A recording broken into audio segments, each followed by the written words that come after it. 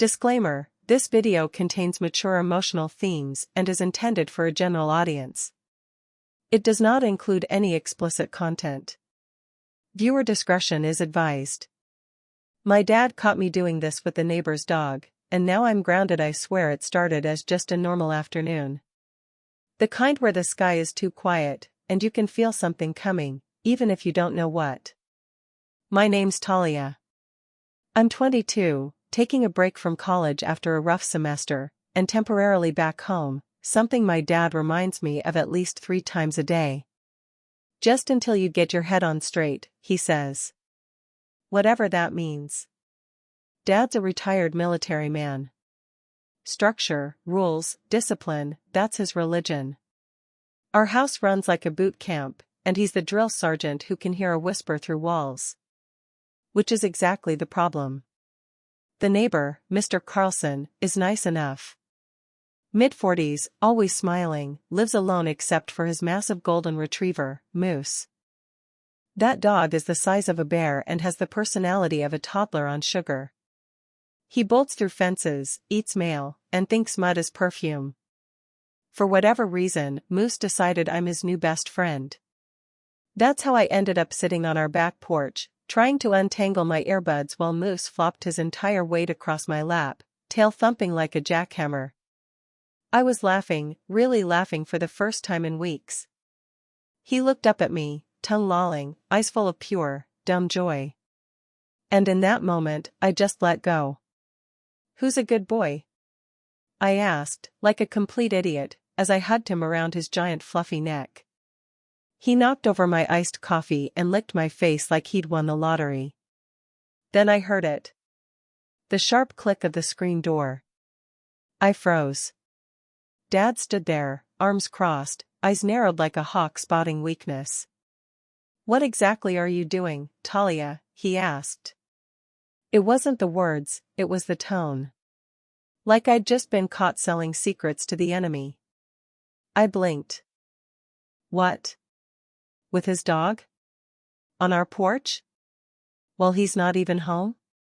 I stood up too fast, Moose yelped and scrambled off me, knocking over a chair. I was stammering, brushing fur off my hoodie, but my dad was already shaking his head. "You've got 2 weeks of no car, no phone, and no backyard," he said flatly. "I don't know what game you're playing, but it stops now." My jaw dropped. "Are you serious?" "Dad, it's just a dog. We were playing, he ran over here like he always does." I saw what I saw. He turned and walked inside before I could say another word. The thing is, it was just a dog. But also, maybe it wasn't. Because Mr. Carlson? He's been coming over a lot lately. Borrowing tools, offering to help with yard work. And yesterday, he asked me if I wanted to stop by sometime, maybe help train Moose. His voice had that smile in it. The kind that lingers longer than it should. Now I can't help but wonder. Did Dad see something more than I realized? Or is he just seeing ghosts where there aren't any? Either way, I'm grounded. And I have no idea what Mr. Carlson's going to say when he finds out. Especially since Moose is scratching at our fence again, right now. I spent the rest of the day pacing my room like a caged animal. No phone. No TV. No contact with the outside world, which apparently now included the backyard. From my window, I could see Moose lying on the edge of our lawn like a sulking child. Every few minutes he'd glance up at my window, whine once, and lay his head back down. I used to love that dog's loyalty. Now it felt like a threat. My dad hadn't said another word to me since our incident. Just slammed a plate of dinner on the kitchen counter and left to work on his car in the garage. That's his way of avoiding real conversations, hide behind engines and torque wrenches, pretend emotions are something to be handled with socket sets. What bothered me more than the punishment was the look in his eyes earlier. Not anger, disappointment. And not just at me. At something else. Something older. I remembered when I was 16 and came home crying because a guy I liked ghosted me. My dad didn't yell. He sat me down, handed me a bowl of ice cream, and said, "People see what they want to see. And they ignore what scares them." Back then, it felt like random advice. Now it felt like a puzzle piece I'd never known was missing. And then there's Mr. Carlson. The next morning, I was sipping plain oatmeal in silence when the doorbell rang. Dad opened the door, and there he was, Mr. Carlson. Tall, calm, casual as always. In his hand was Moose's leash. "Sorry," he said, smiling slightly. Moose got out again. Little Houdini. My dad didn't smile back. "He was here yesterday." Mr. Carlson's expression didn't change, but something shifted in his eyes. "I heard. Talia okay?" "She's fine," Dad said flatly. "She doesn't need distractions right now." There it was. The word. Distractions. I was still sitting at the kitchen table, out of sight but within earshot. My breath caught. "Wasn't trying to distract her," Mr. Carlson replied, voice softer. "She's good with Moose. He trusts her." Dad said nothing for a moment. Then, with a measured tone, "I know what I saw." A long pause. Then Mr. Carlson simply said, "So do I." That line stayed with me the rest of the day. What did he see? It's not like we'd ever done anything inappropriate. We'd talk while Moose ran around the yard, about books, music, sometimes his late wife. He never crossed a line. But maybe I wanted to believe it was innocent because it was easier than facing whatever this tension was. And that's what scares me. Because late that night, I snuck out to the porch. And Moose was there again, tail wagging in the dark. Tied to his collar, barely visible in the porch light, was a folded piece of paper. It had my name on it. I read it 3 times before tucking it into my hoodie pocket, my heart thudding against my ribs. What was that supposed to mean? Was it from Mr. Carlson? If so, who was the warning about? My dad? Himself? Moose nudged me, oblivious to the storm unraveling in my head. I gave him a soft pat, but my mind was spinning too fast to feel anything but unease. The next morning, I tried to act normal. I asked Dad how his car was doing, if he wanted coffee, anything to test the waters. But he barely looked at me, just said, "You need to start thinking about your future," then left for the hardware store. That was his way of saying he didn't want to talk. I took the chance to sneak next door. Mr. Carlson was in the yard, working on a crooked garden gate. He looked up, surprised, then relieved. "Everything okay?" he asked. "Depends," I said, pulling the note from my pocket. "Did you write this?" He studied it for a long second. Then shook his head. "No. But I've seen that handwriting before." I didn't have time to respond before a voice called from across the street, Mrs. Gibbons, the neighborhood gossip in a cardigan. "Your dad's looking for you, Talia," she shouted, too loudly. "Didn't think you were allowed out." I froze. Mr. Carlson's jaw tightened. "I think we need to talk," he said, voice low. Inside. That's when I realized, this wasn't just about a dog or a misunderstanding. There was something deeper going on. Something that had nothing to do with Moose at all. Mr. Carlson's house felt colder than it should. Not temperature, just energy. Like something was being hidden in the walls. He shut the door behind me and turned toward the kitchen. I followed, clutching the note so hard the edges creased. He didn't offer coffee this time. No pleasantries. Just went to a drawer, pulled out an old envelope, and handed it to me. "Same handwriting," he said. Inside were 2 old letters. One addressed to his late wife. The other, to my mom. "You knew her?" I asked, my voice barely audible. He nodded slowly. "Before your dad. A long time ago. We were friends, more, maybe. But then she disappeared from my life. And next thing I knew, she was married to him. No explanation. My throat tightened. I didn't know what hurt more, the idea of Mom keeping something so big hidden, or that Dad might have known and never said a word. After she passed, I found those, Carlson continued. Your dad came by the next day.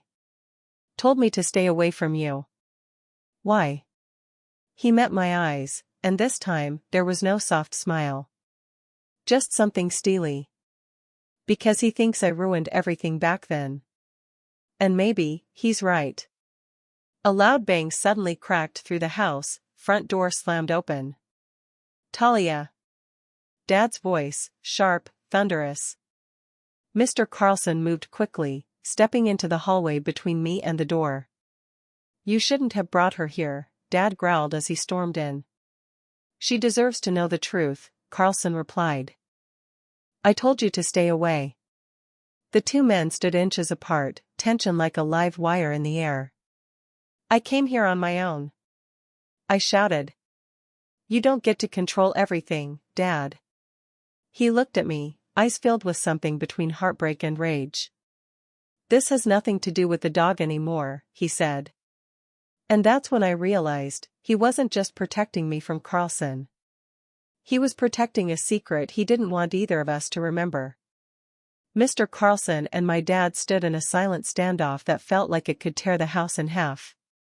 I had never seen them this close together, two men from different worlds, now locked in a silent war that I was somehow in the center of. I don't know what either of you is hiding, I said, my voice low and shaking, but I'm done being kept in the dark.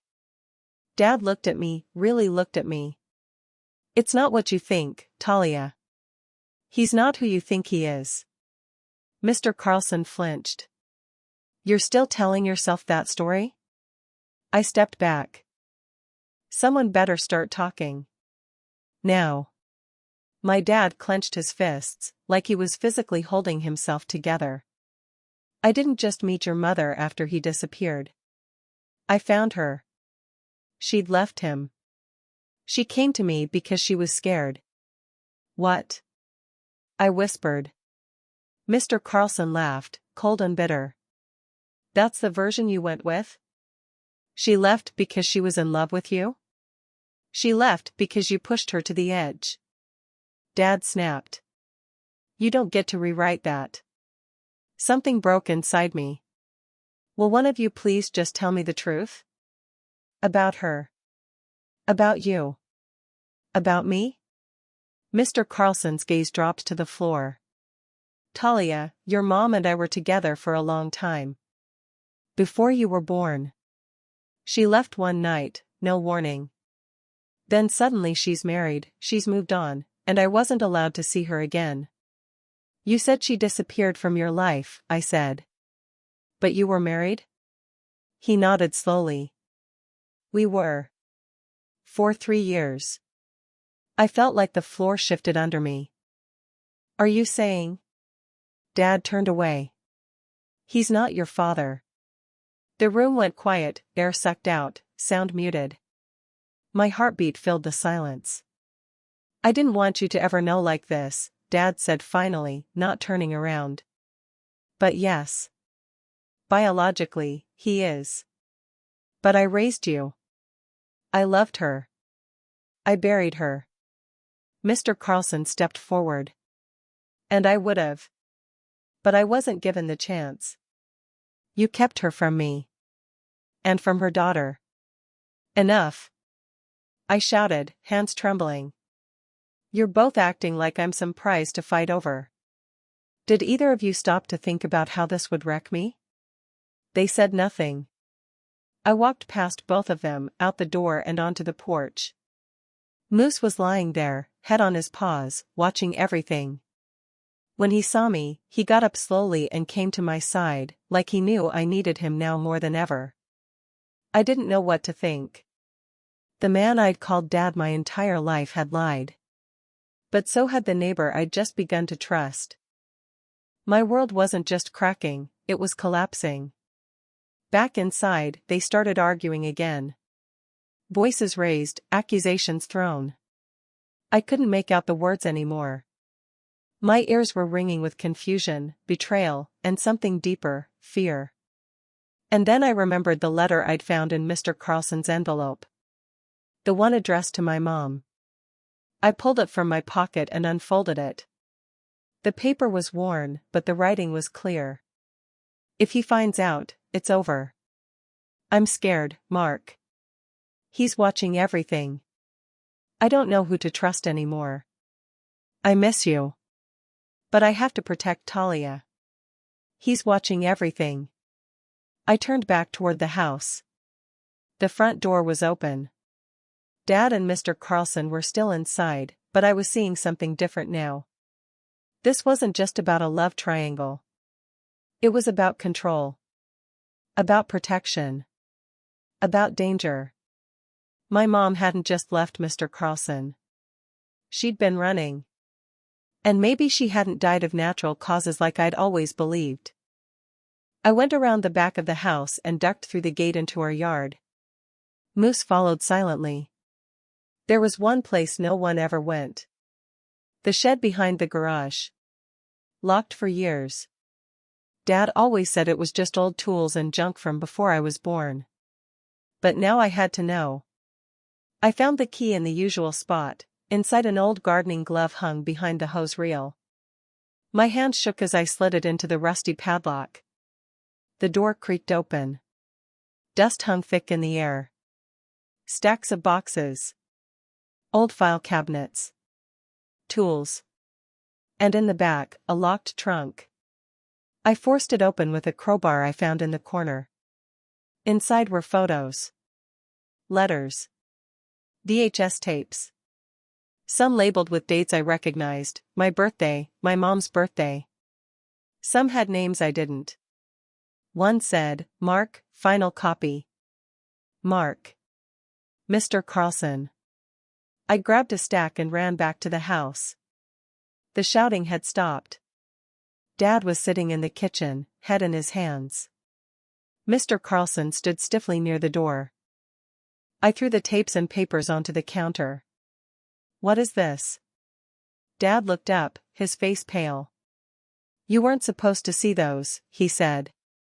I wasn't supposed to know anything, apparently, I snapped. Not who my father is. Not why Mom left. Not what she was afraid of. Mr. Carlson opened one of the tapes. We need to see this. Dad stood up abruptly. No. You don't understand, then help us understand, I said. Because I'm watching it. With or without you. Mr. Carlson took the tape to the old player in the living room. Dusty. Untouched for years. We all sat in silence as the screen flickered to life. It was grainy, time-stamped, quiet. My mom's voice, soft and scared, came through the speakers. If anything happens to me, I need Talia to know I tried to protect her. He's not who he says he is. Please, Mark. Don't stop looking for us. Then static. The screen went black. I looked at my dad. Is that true? His eyes filled with tears. I loved her. I tried to help. But things got out of hand. I didn't know how to fix it. So I tried to bury it. The truth hit like a wave. He wasn't a villain. Not completely. But he wasn't innocent either. Neither was Mr. Carlson. And me? I was left standing in the ruins of two men's secrets, finally seeing the pieces for what they were. Now I had a choice, walk away and live in the lie, or keep digging. I sat on the edge of the couch, numb, as the TV screen flickered back to black.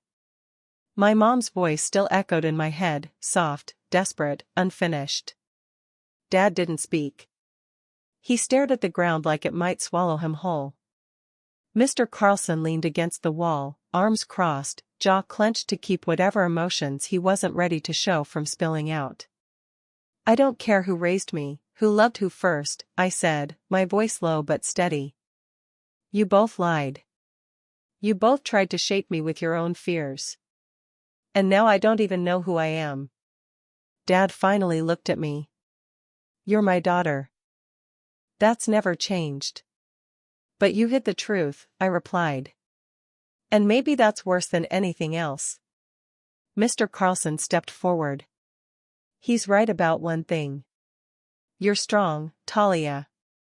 Just like your mom. My chest tightened at her name.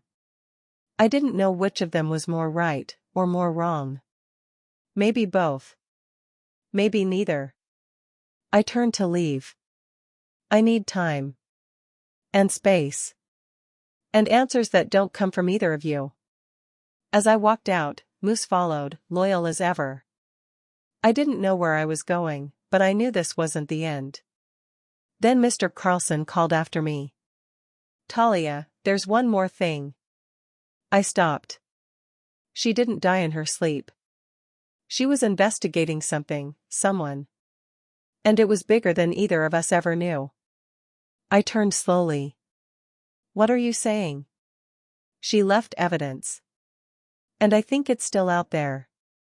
A month later, everything felt different. Dad moved out of the house.